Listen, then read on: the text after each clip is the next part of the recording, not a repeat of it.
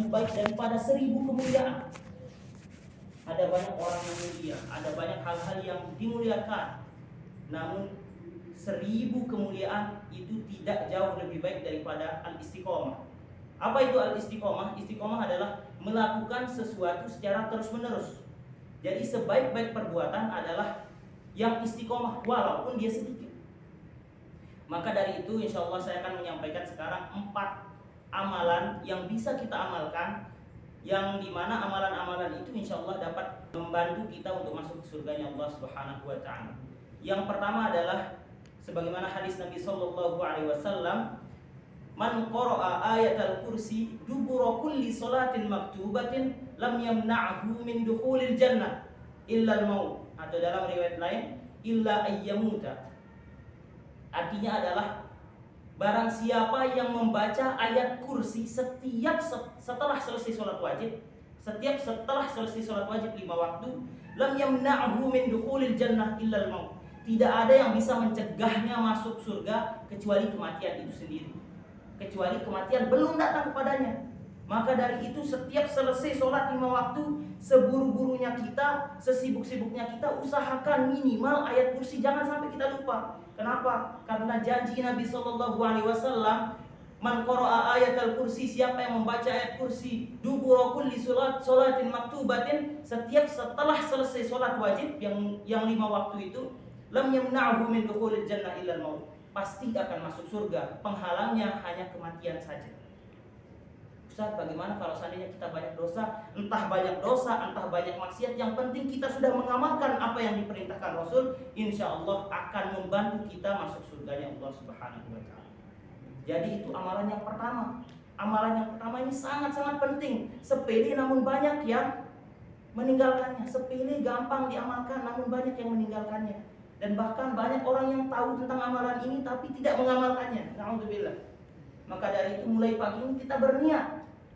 Entah kita sholat berjemaah di masjid, entah kita sholat sendiri di rumah. Misalkan kita sholat di masjid dan imamnya tidak mengajak kita membaca ayat kursi, nanti selesai berdoa kita baca sendiri ayat kursi. Seandainya kita sholat di rumah, kita baca, sempatkan minimal. Ustaz, saya buru-buru ini, saya nggak bisa zikir, nggak apa-apa. Yang penting jangan lupa, man qara'a ayatal kursi dubura kulli salatin maktubatin lam yamna'hu min dukhulil jannah illa al-maut.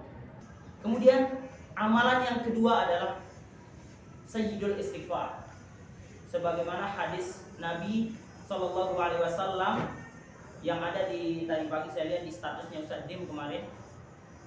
Barang siapa yang membaca istighfar, sayyidul istighfar di pagi hari, kemudian sebelum datang sore hari dia tidak melakukan maksiat sedikit pun, apabila dia meninggal setelah membaca sayyidul istighfar itu, maka dia wajib masuk surga. Apabila dia meyakini apa yang diucapkannya. Kemudian siapa yang membaca sayyidul istighfar pada sore hari atau minimal setelah maghrib, ketika dia tidak melakukan maksiat setelah itu dan dia meninggal, maka dia wajib masuk surga. Hadisnya hadis sahih riwayat Bukhari Muslim. Syaratnya apa? Syaratnya kita meyakini apa yang kita sebut itu. Ustaz, saya nggak bisa bahasa Arab. Gampang. Lihat tulisannya, baca sayyidul istighfarnya, baca juga artinya. Dan ketika baca artinya, yakini dalam hati. Ustaz, capek saya baca-baca terus, belajar bahasa Arab. Jadi yang pertama itu baca ayat kursi, jangan lupa setelah selesai sholat. Sebengel apapun kita, senakal apapun kita, jangan lupa ayat kursi setelah selesai sholat 5 waktu. Kemudian yang kedua sayyidul istighfar tiap pagi dan tiap sore. Bisa baca setelah selesai sholat subuh, bisa setelah maghrib, bisa setelah asar, bisa. Yang penting kita meyakini apa yang kita baca. Kemudian amalan yang ketiga adalah membaca subhanallah 33 kali, terus alhamdulillah berapa? 33 kali, terus Allahu Akbar 33 kali, kemudian la ilaha illallah wahdahu la syarikalah, dan seterusnya. Jadinya 100 kali. Dalam hadis yang sahih dijelaskan siapa yang membaca ini, kalau yang ini mau istiqomah mau tidak, ketika dia membacanya, maka sebanyak buih di lautan dosa-dosa kecilnya akan terhapuskan. Maka dari itu perlu setiap selesai sholat 5 waktu kita berusaha baca ini. Kenapa? Karena kita sangat banyak dosa-dosa kita, entah besar entah kecil. Salah satu cara untuk menggugurkannya adalah seperti ini. Kemudian yang terakhir, ini fadilahnya sangat besar. Jadi nanti di akhirat semua akan dikumpulkan dan dikelompok-kelompokkan. Penduduk surga akan dikelompokkan, penduduk neraka juga akan dikelompokkan. Penduduk neraka sama dosa sama ininya dikumpulkan. Penduduk surga pun seperti itu. Siapa yang rajin puasa dikumpulkan, siapa yang penuntut ilmu dikumpulkan, yang ulama dikumpulkan jadi satu. Berkelompok-kelompok. Kemudian di antara kelompok-kelompok itu ada satu orang yang paling mulia, yang membawa pahala paling banyak. Dan dijelaskan dalam hadis yang sahih, nanti di hari kiamat tidak akan ada orang yang membawa pahala lebih banyak daripada orang yang membaca Subhanallah wa bihamdih 100 kali setiap hari. Tidak akan ada apabila kita, jadi maksud hadisnya adalah apabila kita membaca Subhanallah wa bihamdih 100 kali setiap pagi dan sore, maka nanti di akhirat ketika kita dikumpulkan bersama kelompok-kelompok kita, tidak ada satu orang pun yang akan membawa pahala lebih banyak daripada pahala yang kita bawa, kecuali orang yang membaca Subhanallah wa bihamdih sama seperti kita atau yang membaca lebih banyak. Maka dari itu perlu kita amalkan. Kenapa? Nanti di akhirat nanti walaupun banyak dosa kita amalkan yang itu, insya Allah dosa kita bisa tertutupi. Kenapa? Karena kita yang membawa pahala yang paling banyak di antara golongan-golongan kita tersebut. Jadi saya ulangi lagi, yang pertama adalah ayat kursi. Jangan lupa setiap setelah selesai sholat, mau kalian sholat di rumah, mau di Pertamina, mau di mana-mana ya. Yang penting jangan lupa baca. Mau buru-buru, mau bagaimanapun, yang penting baca. Jangan lupa, karena di hadisnya bilang kullu sholatin maktubatin, setiap. Jadi ini harus istiqomah. Kemudian yang kedua adalah sayyidul istighfar. Kalau seandainya nggak tahu artinya, baca artinya, baca Arabnya dan baca artinya.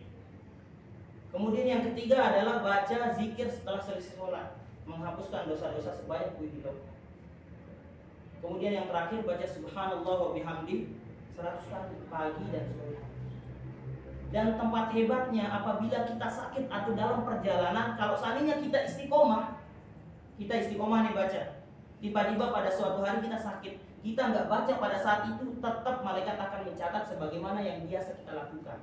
Maka dari itu kita penting untuk istiqomah. Makanya al istiqomah khairun min alfi karamah. Istiqomah itu lebih baik daripada 1000 karamah, 1000 kemuliaan. Kenapa? Karena apabila orang istiqomah, ketika dia sakit, ketika dia ada halangan, ketika dia dalam perjalanan tidak sempat mengamalkan apa yang dia biasa istiqomahkan, maka malaikat akan tetap mencatat sebagaimana yang biasa dia lakukan. Makanya enak perempuan, dia biasa ngaji dari maghrib sampai isya, tiba-tiba haid nggak ngaji lagi, selama dia haid itu akan tetap dicatat ngaji dari maghrib sampai isya.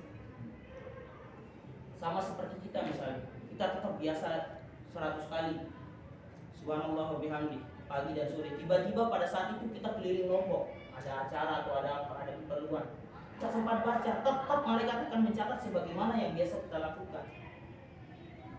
Dan itu hadisnya sahih. Jadi sekian dari saya, semoga dapat bermanfaat, semoga bisa kita amalkan. Semoga Allah Subhanahu wa taala menerima amalan-amalan kita ini. Semoga kita selalu ikhlas mengamalkannya, jauh dari ujub, jauh dari riya, jauh dari sum'ah. Amin. Ya rabbal alamin. Semoga kita terhindar dari nerakanya Allah Subhanahu wa taala. Saya tutup dengan bersama-sama baca hamdalah dan doa kafaratul majelis. Alhamdulillahirabbil alamin. Subhanallahumma wa bihamdika asyhadu an la ilaha illa anta astaghfiruka wa atubu ilaik. Assalamualaikum warahmatullahi wabarakatuh. Waalaikumsalam.